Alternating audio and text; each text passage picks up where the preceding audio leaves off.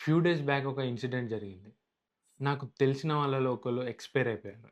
వాళ్ళ age around early 40స్‌లో ఉండుండొచ్చు. అంతే. Reason heart attack.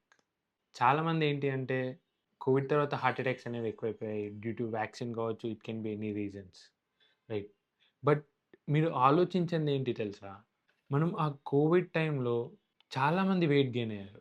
అది తప్పనట్లేదు. ఎందుకంటే మనం ఇంట్లో ఉండి కొత్త కొత్త రెసిపీలని అవని ఇవని ట్రై చేసుకుంటూ తినేసి కూర్చొని మనకి ప్రాపర్ జిమ్ యాక్సెస్ లేదు. దేనికి యాక్సెస్ లేకపోవడం వల్ల వెయిట్ గెయిన్ అయ్యారు. ఈవెన్ నేను కూడా అయ్యాను. ఆల్మోస్ట్ నేను సెంచరీకి నియర్ టుగా వచ్చేసాను. బిఫోర్ లాక్‌డౌన్ నేను అరౌండ్ 80స్‌లో ఉన్నవాడిని. ఆఫ్టర్ లాక్‌డౌన్ 100కి దగ్గరలో వచ్చేసాను. లైక్ నేనే కాదు చాలామంది అంతే.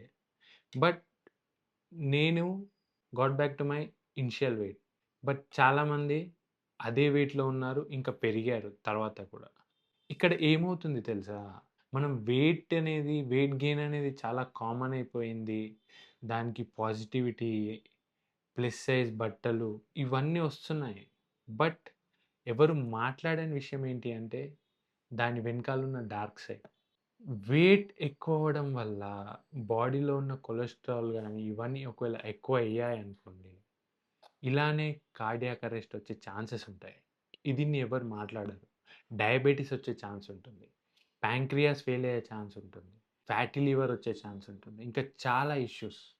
చాలా అంటే చాలా ఇష్యూస్ వస్తున్నాయి. బట్ వీటి గురించి ఎవ్వరు మాట్లాడరు. ఒకవేళ ఇప్పుడు నేను ఇది మాట్లాడుతున్నా, చెప్తున్నా. బట్ ఎవడన్నా పట్టించుకుంటాడా? I don't know. People ignore this. Why? Because these are the facts. People don't like facts. People like sugar coated lies. అవే వాళ్ళకి నచ్చుతాయి. సో, నేను చెప్పాలనుకుంటుంది ఏంటి అంటే, being fat is not normal and it's not body positivity.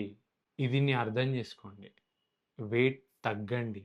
బాడీకి strength training గానీ, swimming గానీ, యోగా గానీ, any kind of workouts add చేసుకోండి లైఫ్ స్టైల్‌లో.